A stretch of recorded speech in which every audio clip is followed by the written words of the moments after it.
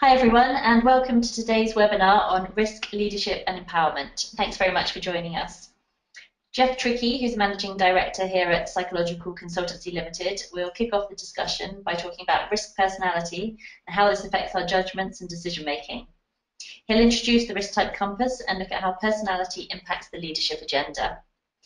Geoff will then hand over to Clive Steeper, who's an executive coach and consultant with over 20 years experience in leadership and 15 years in coaching. As a risk taker himself, he's been involved in motor racing at the highest levels. Clive will discuss how to work with risk and use it to empower your team and to improve performance. Geoff will then do a final wrap-up of today's discussions. And please do feel free to submit any questions using the functionality on the side of your screen, and we'll get to as many of those as possible at the end of the presentations. So now I will hand over to Geoff Trickey. Hello, I'm Geoff Trickey. I'm a business psychologist, worked as a psychologist for many years now, and as you saw, 24 years as Managing Director here at Psychological Consultancy Limited.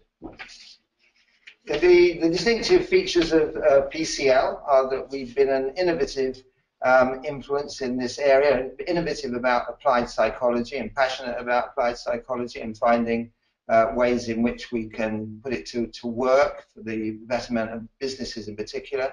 We're very research-oriented, very data-savvy, and we have developed a global influence through our internet services and our clients over those years.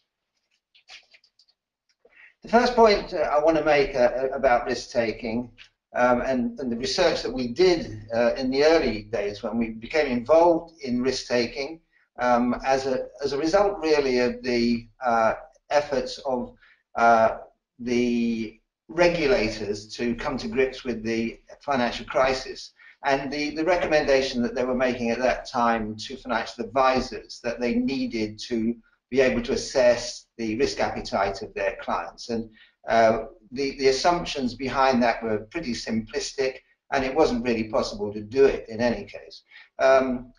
Risk-taking had been viewed, and still is often viewed, as a simple linear scale between people who are quite risk-averse at one end, and at the other end, people are quite reckless. And that is not the case. It's just really a very gross oversimplification of the reality. The fact of the matter is that risk arises from many, many aspects of personality, and there are many patterns or profiles in terms of risk-taking. There's a bit of the vocabulary there at the bottom of the screen. I mean, the lexicon around, or the vocabulary around risk-taking probably extends to well over 1,000 words. So that just gives you an impression of how much more complex it is. And it also illustrates what an important issue it is for I suppose, for our species, that we've developed such a vocabulary. So risk-taking is about dispositions much more complex than we actually thought. So there's been a long-established relationship or understanding that risk-taking is associated in some way with personality, but there was not the realization that it is an actually causal and fundamental aspect of risk-taking. It was as if we could see that there was something some points where the risk-taking behavior was relating to personality characteristics, but we never realized that it was in fact the personality that was determining risk-taking in itself.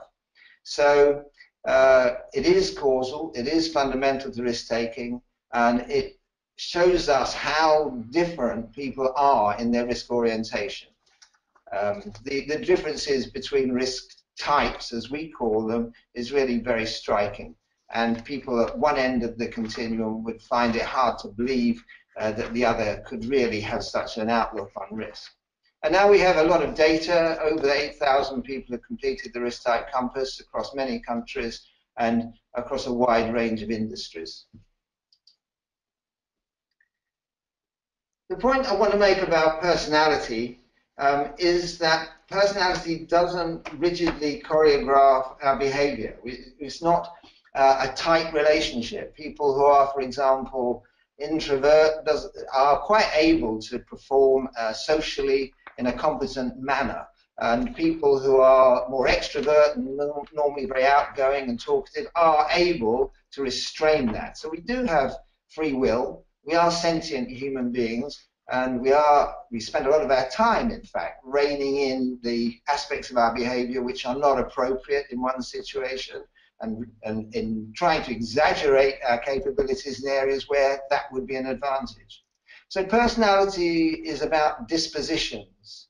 It's something that is deeply rooted, and its importance is that its influence is so persistent and so pervasive. Lots of things might influence what you do, but these factors of your deeper personality always bring you back to a particular style which is recognized and which really characterizes you and your individuality. So when it comes to risk and personality, what this means is that we all set out with a particular risk bias which influences our thinking, our perception, and the decisions that we make. We like to illustrate this with this diagram, the relationship here between the boat and the anchor at the bottom of the sea. The boat represents behavior, which varies for all sorts of reasons. In this case, it's the weather. They're being tossed around by the waves and swept along by the tide. But the personality, or the anchor, always has the last word.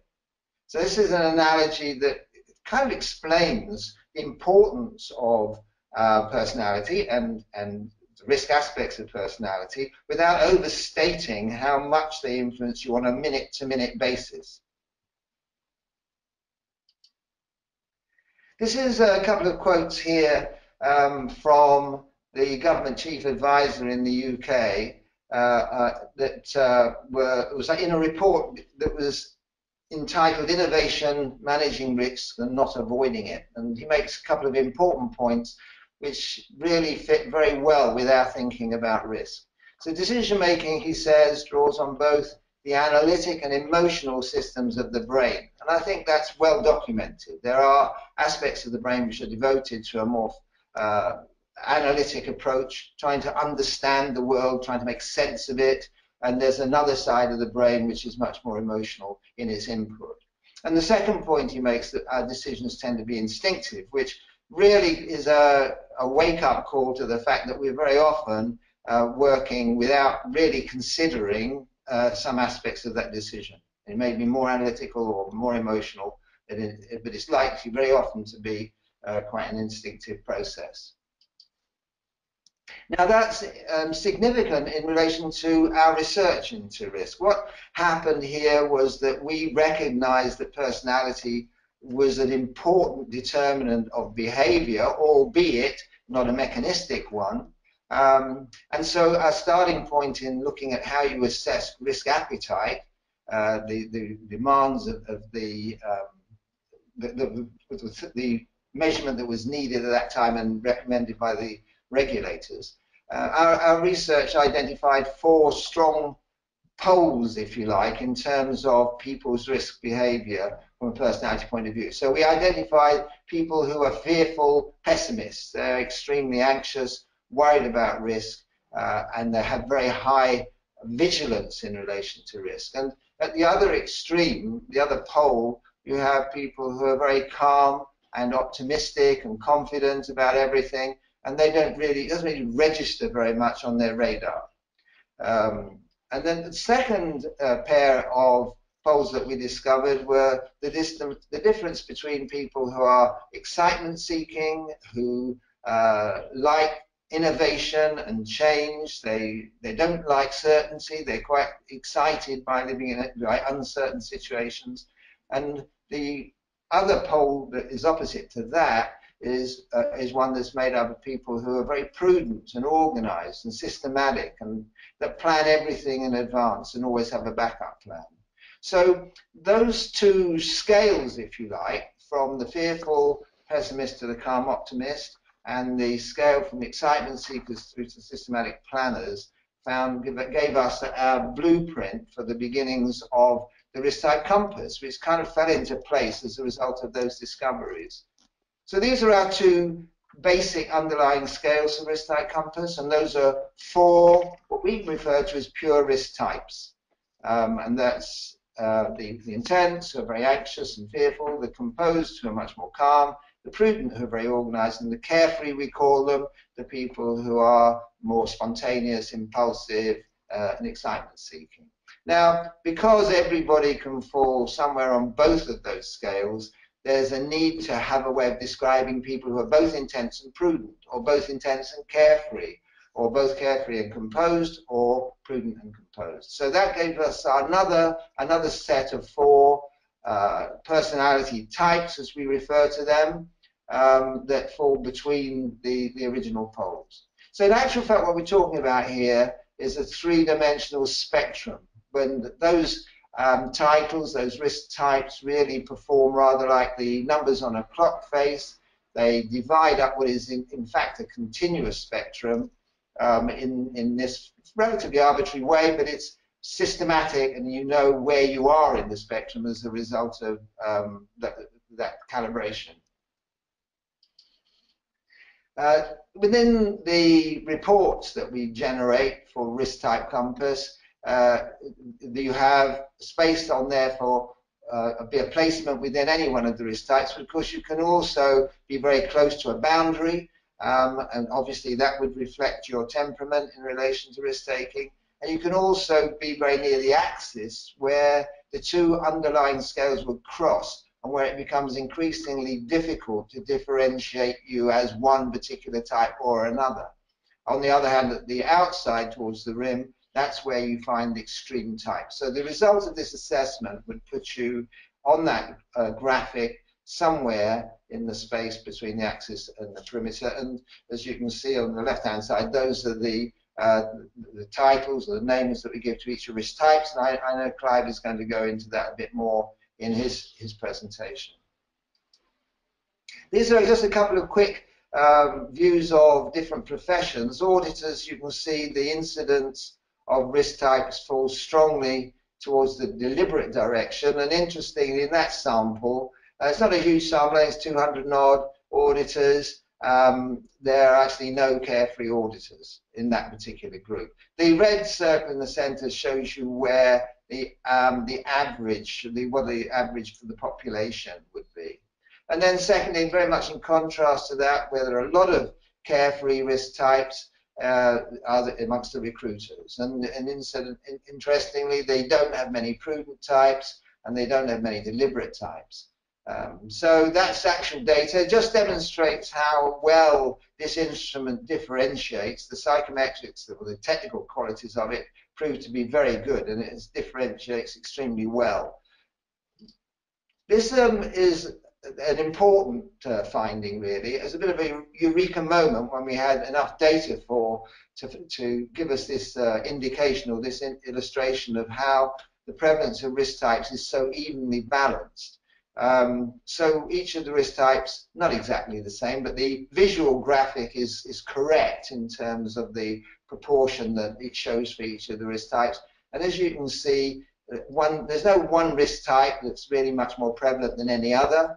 And we would ascribe this to the fact that all of these risk types are equally beneficial to our survival as a species over the years, over centuries, over millennia, I suppose, really. And we refer to that as Team Homo sapiens. So the benefit of this to us as a species is that we do have that amount of diversity. In the whole, for example, rabbits are fairly timid, and by and large lions are fairly ferocious. Whereas amongst the human species, we have a lot of biodiversity, it seems, when it comes to our propensity to risk-taking.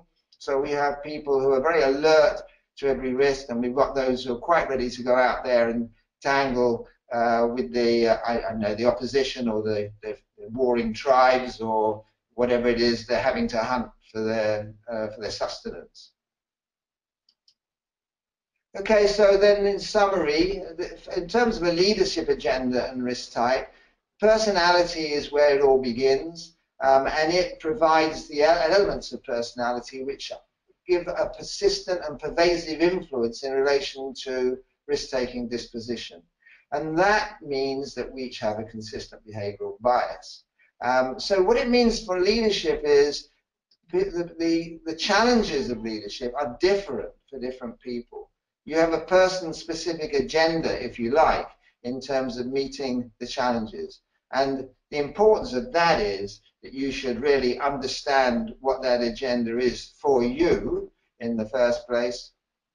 So that's, as the ancient Greeks said, know thyself. That's the first step. And also, knowing the risk type compass gives you a very clear idea of what the range of risk types is likely to be when any group of people are gathered together. So in terms of getting them on side and communicating with them, this is an important aspect of benefit, if you like, of risk type. Okay, well, it's time now to ask Clive to take over and to talk to us about his experiences with risk type and the benefits it's been to him in his coaching and consultancy career. So Clive, can I hand over to you now? Yes, indeed, and thank you very much, Geoff, and a big welcome to everybody out there. As Geoff has said, I'm a business leader, an executive coach. Clive, this is not coming through very loud on the screen here. I don't know if that's true with other participants. Is it possible to adjust the volume a little? Yeah, is that better? Yes, that's a bit better, thanks. Great, okay. So a big warm welcome to everybody out there. Apologies for the volume mix-up at the beginning. As Geoff has said, I'm an executive coach. I've been a business leader and am a sportsman and in motorsport. So to a degree, working in risk is something that has been a challenge that I've faced. And today what I'd like to do is just spend a bit of time to explore with you leadership from the point of view of risk and empowerment, and look at how the risk type compass can help us to improve performance, both of ourselves as a leader, our teams, and our business.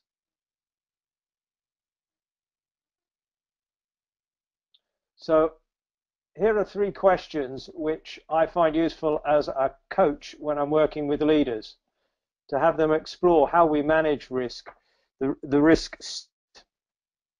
So that's our own, as a leader, our own disposition for risk. Also, how we assimilate the risk state of others, because through those will lead to us having a better solution on how we empower and adapt both ourselves and our team. So with these questions in mind, and bearing in mind that empowerment is about giving power and authority to others, which is something we need to do as a leader, most of the leaders I've spoken to always regard that as being somewhat risky. So what I'd like to do now is to just have a look at how that can manifest itself. So in these 3 photos, I'm just trying to symbolize those 3 questions that I've just posed, because invariably either the leader or those who work for the leader will regard them as being Superman or Superwoman, which obviously is not true, but that can lead to a view of expectation and influence on risk. In that second photo, which is on the top right-hand side of your screens, that is actually me racing in the wet. And I wonder, as you look at that picture, what you think would be the risk state of the person in that car. And then finally, at the bottom is a picture, and I'd like you to just for a minute imagine that this is 150, 200 years ago, and you are an officer in the army, you're a leader, and you've sent your troops off to go to battle. And when you began, everything was clear. They knew their way down through the valley and where they were going. And now there is mist, and you can't actually see now what your soldiers are doing, and therefore you don't know how they will adapt. You know that you've empowered them, and that is a risk. And these are kind of three symbols, if you like, of the sort of complexities that will be going on in the minds of leaders, which is where I think that the risk type compass can begin to help us. But let's first look at the perspective, the risk perspective for leadership. And here are 4 points that invariably I've found with the leaders. It's working on their confidence in their own ability, their capability to explore, go into the unknown. Also, to a degree, their acceptance of consequences, that fear of failure. And also how they're influenced by the trends with other people doing things, whether it's something they should follow or shouldn't follow. There are also 4 other tolerances which I found. One is the tolerance of failure, the willingness to learn, and how supportive the environment, and also the attitudes that they exhibit towards risk. What's interesting in those 4 points on the right-hand side of the screen, those often are aligned with the views of the people who report to the leaders. When I'm getting involved in 360s, where we're looking at a leader and talking to others about their performance and the performance of the team and the business, these 4 points are often the ones that are raised by the team members. And so you can begin to see how those 2 sets work together. A leader needs to have those 8, but the ones that actually the team that you are leading would be looking for are how you project that tolerance of failure, the willingness to learn, the supportive environment, and the attitude towards risk.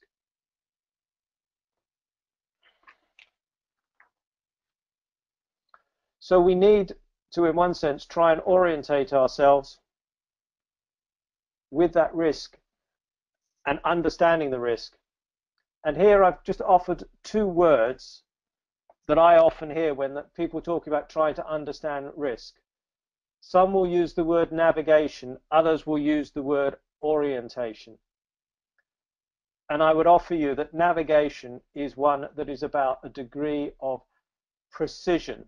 So people who are looking for navigation are looking for some particular, an answer that they can follow. It's fairly rigid, it's structured. Those who are looking around orientation recognize that there needs to be some adaptability, and therefore the action of orientating someone to something to the points of the compass. And this is where the risk type compass really begins to form well into this line of thinking, is that it's about orientation and adaptation. It is not about precision, which is, I think, a point that Geoff made earlier. So looking now just quickly at the 8 risk types, and here is the compass just to remind ourselves. What I'm going to display on the screen are just some very, very top-level summary points from each of these particular types. And as I do that, I invite you to just think about yourself, what your risk type is, but also with those that you work with, what you think their risk types might be. And with that knowledge or that thought in mind, are there different ways that you might be able to work and approach others in order to develop performance? So starting at the top, these are the wary. I don't intend to read everyone out. I will just give you a few seconds to just read the points that I've made. The reason for highlighting the piece in blue is that's a kind of summary point. The wary tend to be attracted by things that are secure, by security. It's safe. There with the prudent tend to like consistency rather than variety.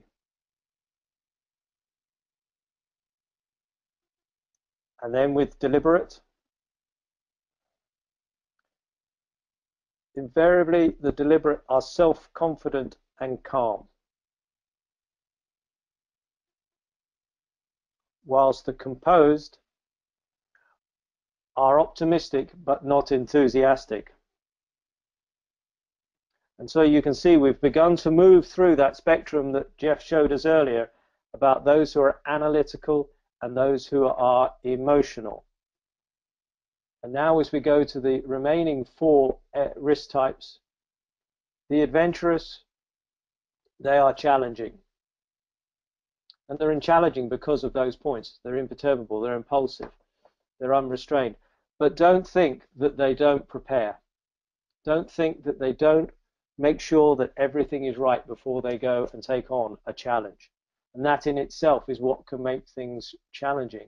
I see this with a lot of top sports people. They are very demanding on the preparation of everything. They're very, very thorough in that respect. The carefree, they tend to be more spontaneous. And then we have the excitable. So they're attracted to risk. They like change. And then finally, we have the intense. And typically those who are in that intense area, as it says, they're driven and committed, but they can be stalled by setbacks. They can take things personally. So again, as a leader, we have to bear that in mind, certainly if that's our own profile, that how that can affect ourselves and therefore affect the performance of others, but equally if there are people who are reporting to us. Now, as I've gone through those risk types, you may have begun to think about the tolerance and the risk aversion that may exist. And with some of the work that PCL have done around emotional intelligence, we could begin to see that those risk types at the top of the compass, they tend to be more risk averse. And in being risk averse, the ones who are more to the right-hand side, so they're leaning from wary, prudent to deliberate, their risk aversion is around being organized. So they're avoiding the risk by getting things that are organized. They want things to be right. They won't necessarily move yet. Whereas the risk averse on the left-hand side, they're much more emotionally orientated. And there down at the bottom, you can see the risk tolerant. So on the left, there is a tendency to be more impulsive. So you may be a leader or maybe working with a leader who you think and feel at times that they're changing, they're going to the next best thing as they try to drive the business forward. It doesn't always seem that it is organized, it's planful. And then on the right-hand side, you have those who are resilient to the risk. And that might seem strong to you, that that's a good strength, that you're resilient to risk. It can be, but it can also mean that you delay making decisions. And so again, it is a compromise on all of those pieces as to how a leader operates and how a leader reads and understands the risk type of those that they are working with. So now what I'd like to do is move to a case study. And in this particular situation, this is a summary of 2 business leaders who were working together on a new business and taking it forward. So there was 2 leaders, 1 goal, and they had a similar risk disposition. And so no surprise, they're being both carefree. They were, as the risk type compass would suggest. They can be, to a degree, challenging. They are enthusiastic. They were certainly committed to what was going on. But what was interesting is that where you see the top blue dot that leads towards excitable, even on that variation, you could see the difference between the 2 characters, because the lower of those blue dots was that much further to the outside of the compass, therefore much more inclined to being the attributes of carefree. Now, what was interesting is, although one might summarize and think, well, they are both carefree in terms of risk type, with the risk type compass, you also get a sense and information on their risk attitude. And here are their two risk attitudes. So the one on the left is the risk type person who was closer to Carefree, and the one on the right, therefore, is the one who is more towards the extreme of Carefree. And what's interesting here with this risk attitude is lying behind these was a clear indicator of how they worked and where they would and would not take risks. So the larger areas you see, so on the left, for example, financial, health and safety, these are where they are more comfortable to take risks. And that certainly was the case with the individual on the left. They were much more familiar with the world of finance and the investments required in the business. So they were much more comfortable to take risks in that area. Whereas on the right-hand side, the individual there was less comfortable taking risks around finance and their own reputation. And therefore, those two became part of the driver for why they were doing what they were doing in the business. So I hope you can see from just that first case study that on the one hand, if we just look at risk type, we get a sense of, okay, we have two carefree individuals leading the business. And one could therefore say, so what? And the so what lies in understanding their risk attitudes. And I think with attitudes, they are changeable. Invariably, they have causes.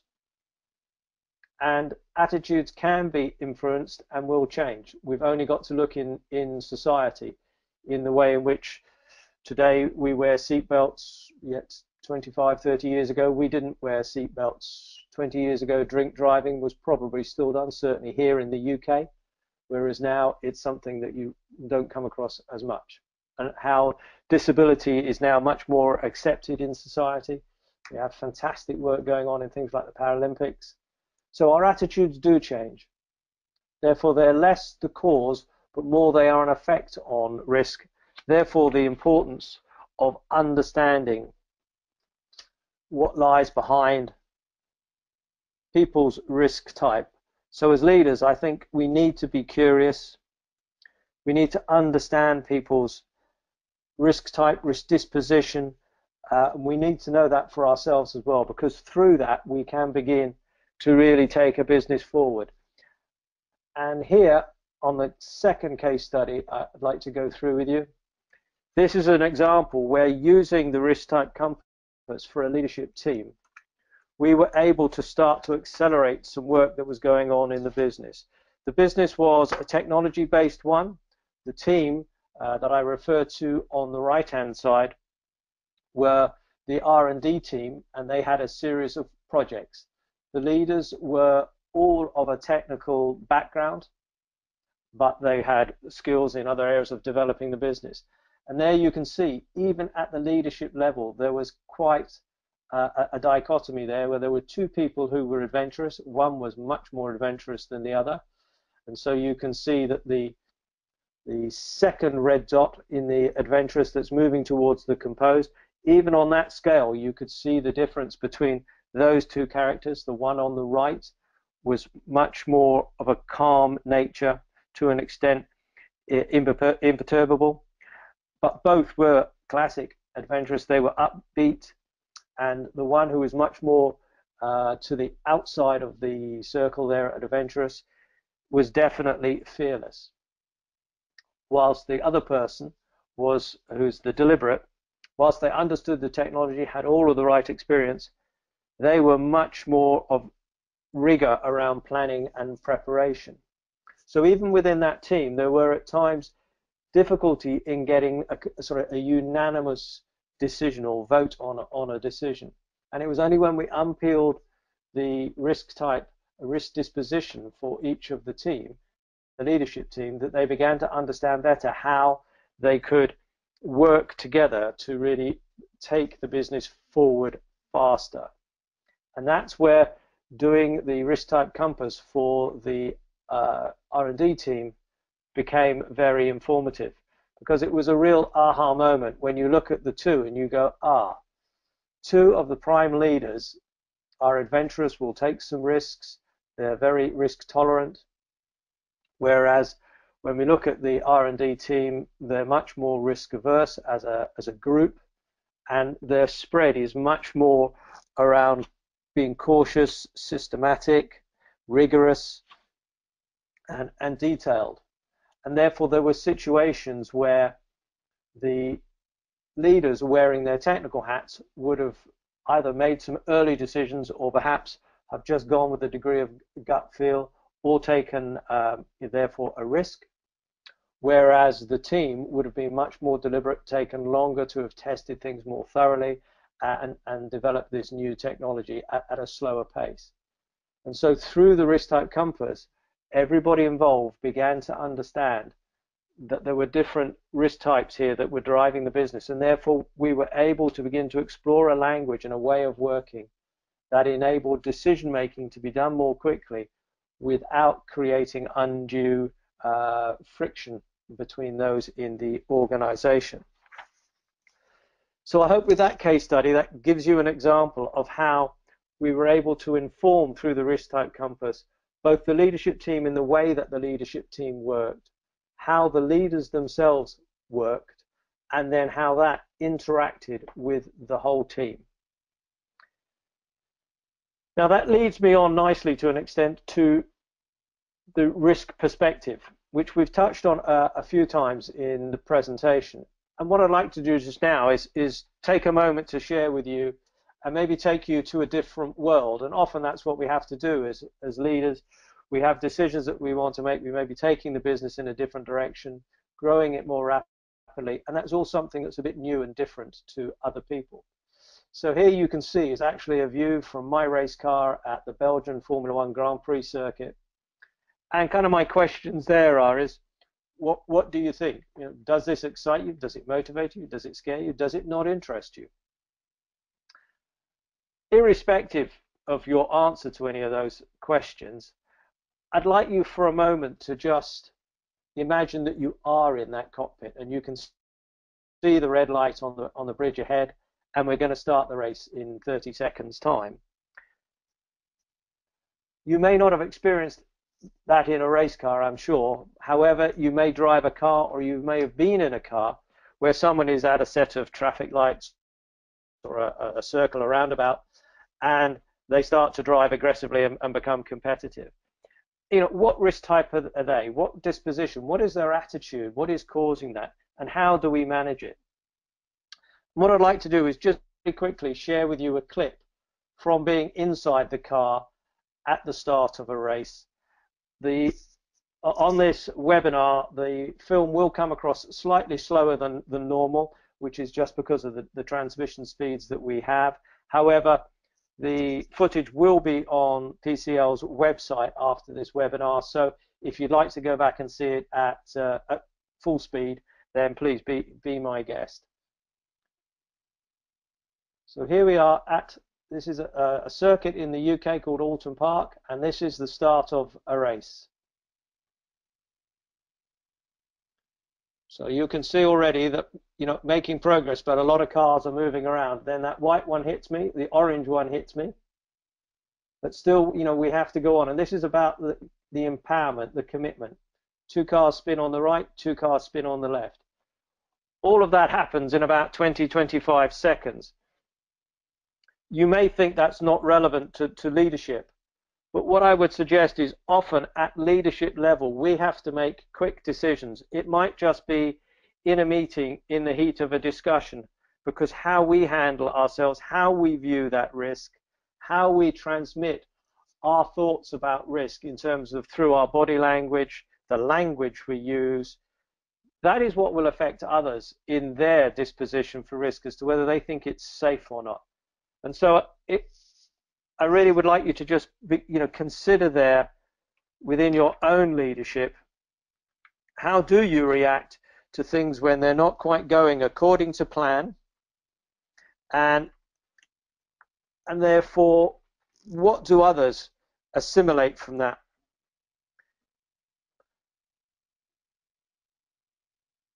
So in closing my part of the webinar, I've got 5 points that I would like to just leave with you. and these are by and large a distillation of my work in sport and in leading businesses. Firstly, we have to understand our own risk type and that of our teams. So therefore, these are 4 key questions that I invite you to consider. How well do you know your risk disposition, your type and your attitude? How well, therefore, do you know your team's risk? Also, how do you assess risk? When you think of the risk type compass, and wherever you may be on that compass, what value could you draw by taking the assessment of risk from others who may be in a different vantage point on that compass? And then finally, how do you portray the risk landscape? Because as I described in case 2, the leaders there, being adventurous, had been describing the situation and what needed to be done in a way that was not resonating with the team. And it was only through the risk type compass did we begin to find out how that might work. Secondly, be aware of how you communicate risk. I've put 3 words there: change, opportunity, and transition. These are words I often hear leaders using in the same context, but they'll choose one of those words. What's important that I'd like to invite you again to reflect on is, what does each of those words mean to other people as well as to you? Change is often viewed as a negative word. It stimulates fear and risk. Opportunity, a little bit more positive, is a challenge as achievement. And transition, to an extent, tends to be neutral. But what it actually means is a shift of state, and it's about comfort.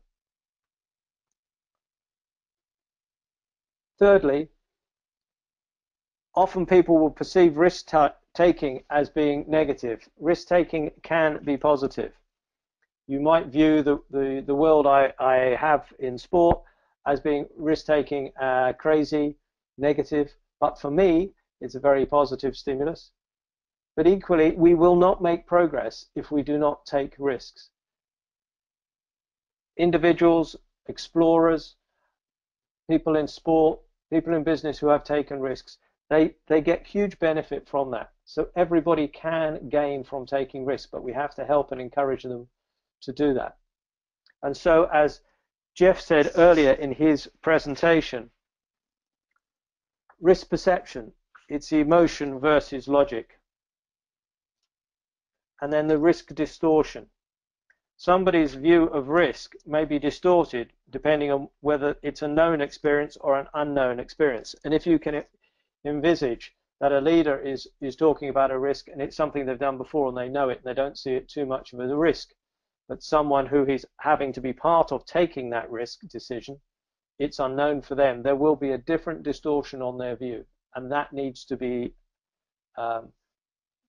handled carefully in order to keep them on side and going in the right direction. 4, in empowering your team, if we start with the premise of leadership, good leadership is around inspiration, and it is influencing, but that influencing is what you really get when you start to have people who will be following you, so you have followership. But followership alone doesn't make a team. The team comes when you really have everybody engaged. And with each one of those 3 steps, there is an increasing level of risk. And we have to be comfortable with it. And so we have to work out how that risk will work. And knowing our own risk type is the first step towards that. Also, understanding your team's risk type will also be of huge benefit. So that concludes my part of the presentation. I thank you for your time, and I'd like to now pass back to Geoff Trickey. Hi. Yeah, sorry, thanks, Clive. Thanks very much for that. It's great to hear your own personal experiences in using the risk type compass. We learn a lot, I think, from your insights into individual cases and just breathing some life into it for everybody. So thanks for that. The final wrap-up point, I would just go back to the beginning, really, where we had this graphic before. The point about risk is always been with us from the moment of your conception. Risk has been in your life, and it'll stay with you throughout your life, and ultimately you'll succumb to it. So that's how important it is. Risk is absolutely about survival. It really is that fundamental. So all our lives we balance risk against opportunity. Within an organizational context, of course, then it's about the survival of the organization. All organizations need risk takers, and to some degree, and all of them have to face risk, and opportunity is what we're all after, obviously, and success. So in organizational terms, then, effective leadership and empowerment of others are the key to success and survival of the enterprise. Returning just a moment to the know thyself theme that we started out with from the Greek philosophers, knowing your own risk type, as Clive has illustrated, knowing the challenges that implies and the particular advantages that a risk type might give you, and also knowing the challenges and opportunities implied by risk type characteristics in those that you need to engage adds hugely to the chances of success and survival. I think the point that's come through in Clive's talk again is that risk type compass gives you a vocabulary, which is a shared or can be a shared vocabulary within an organization. It gives you a way of talking about people's risk dispositions, which is very real to them because it reflects personality characteristics they're familiar with. And from that point of view, it is the opportunity to share and to discuss and to understand what each has to say and what each has to contribute. So thanks for that, Clive. Okay, great. Thanks, Geoff. Thanks, Clive. Just got a few questions here. So first question is, given the recent Volkswagen scandal, what do you think the then CEO's risk profile might have been? So Geoff, do you want to answer that one? Yeah, I think obviously CEOs have a huge influence on organizations, don't they? I mean, it's difficult not to argue otherwise. And so, yes, it could be that the CEO was themselves risk-taking, not necessarily in a gung-ho sense, but I guess, you know, a really risk-averse person would want to know everything that's going on in an organization. Clearly, within an organization as big as Volkswagen, that's a difficult call.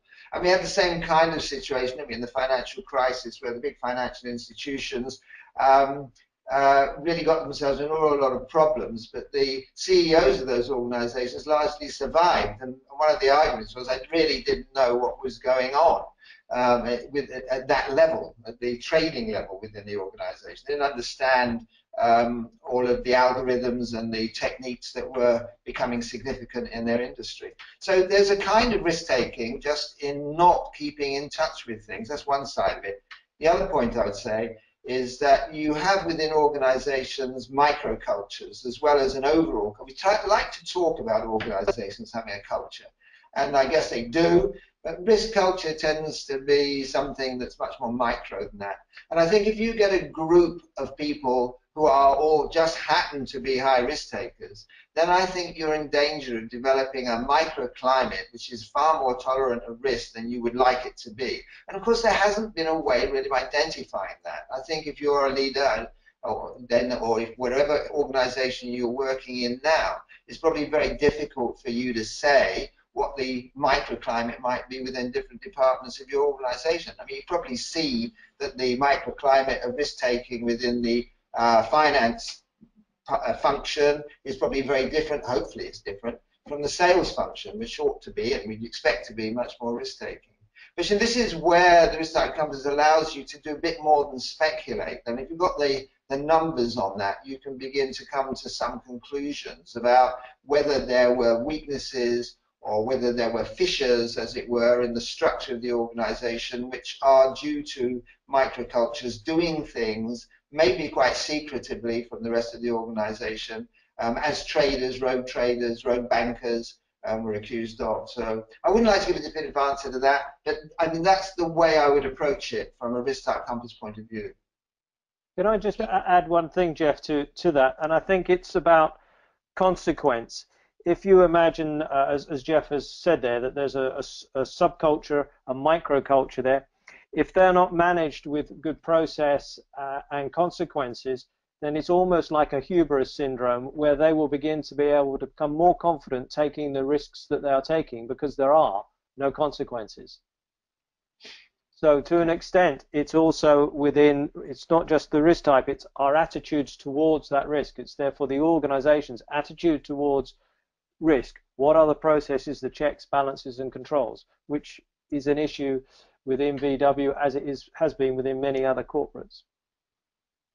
Great, thanks, Clive. So another question here, should leaders recruit employees based on their risk type? Clive, do you want to take that one? Sure. If I gave a short answer, it would be no, and that would probably make Geoff cringe. But I think that using risk type as one filter or one lens to look at a situation, I think has huge merits. And the merits are obviously dependent on the pressure that's on the business, the expectation that one has for someone to take risks, but also what is the environment in which they're working, which comes back to the point I've just made. So I think risk type can be extremely useful as one part of recruitment for bringing in a new language, and that allows people to talk about risk without the fear of failure or consequence, because they've been invited to talk about it. So I think it is a very, very useful tool, but I think it's got to be used in the right situation, because otherwise people will come in thinking it's all about risk. So that really is, I think, my perspective. Can I just add a little bit to that? I think I'll go back to the analogy about the boat and the anchor here, because I think what you have when people are facing you at an interview in a job application situation is that they will behave in a particular way, or the behavior may be in a particular way, and they may have a particular risk type. The important thing to me, though, is to what extent they're aware of that.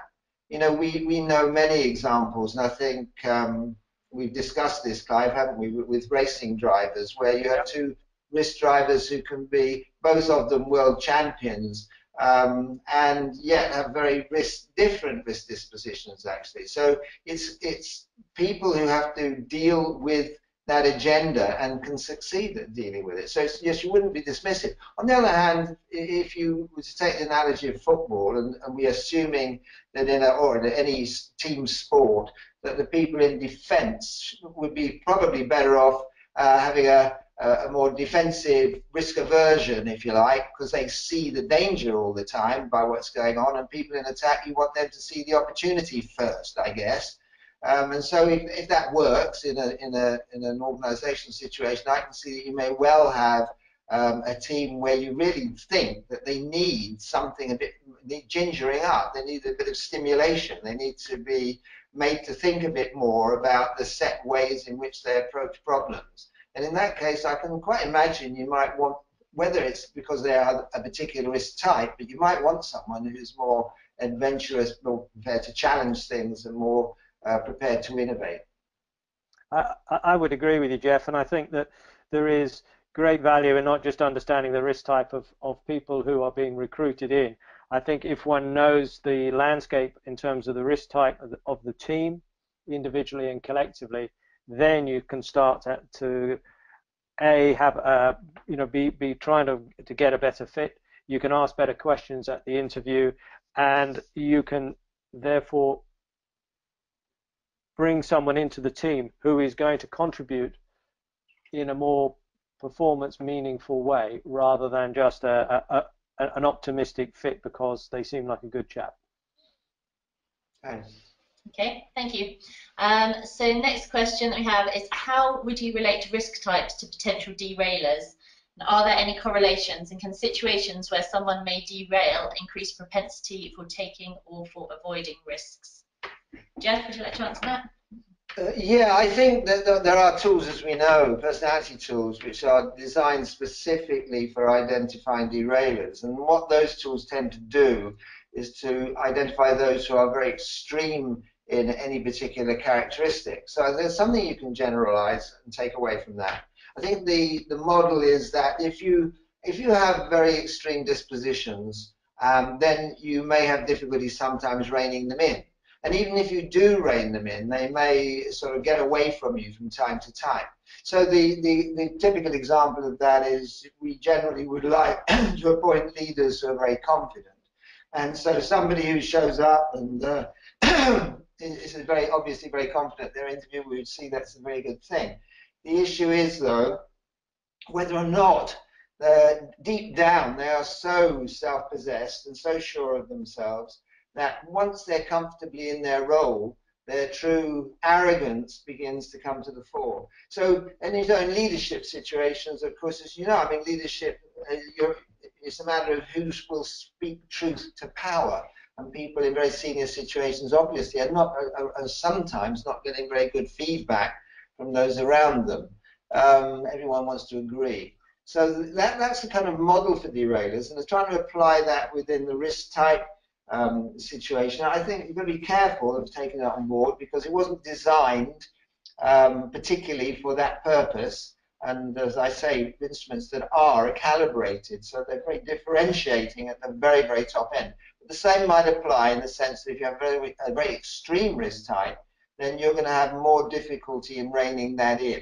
So that would be the parallel, I guess. We don't encourage people to use it as in that sort of way, but it would fall into that model, and it would be a sort of coherent parallel. So someone who's very, very extreme, adventurous type may be quite slack when it comes to various kind of routines that are in place in order to to protect a particular situation. I think if you were to talk about a nuclear power station or something where someone's got to vigilantly check down what's on every dial every day or so many times a day, that sort of thing, or in a medical situation, maybe that kind of vigilance might be something that somebody's a more risk type, the more risk-taking types may have some difficulty with, and that could derail.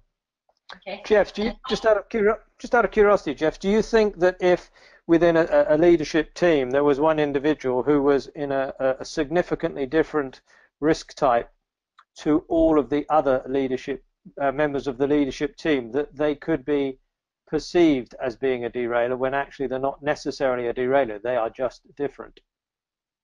Well, yeah, we've done a lot of work with risk type come through teams, and that's a very useful thing to do because people work together strangely without having really any idea of what they really like. It seems, in a work sort of situation, I think everybody tries to get along with everybody, tries to stay in a harmonious relationship, so they may tend to cover up their differences.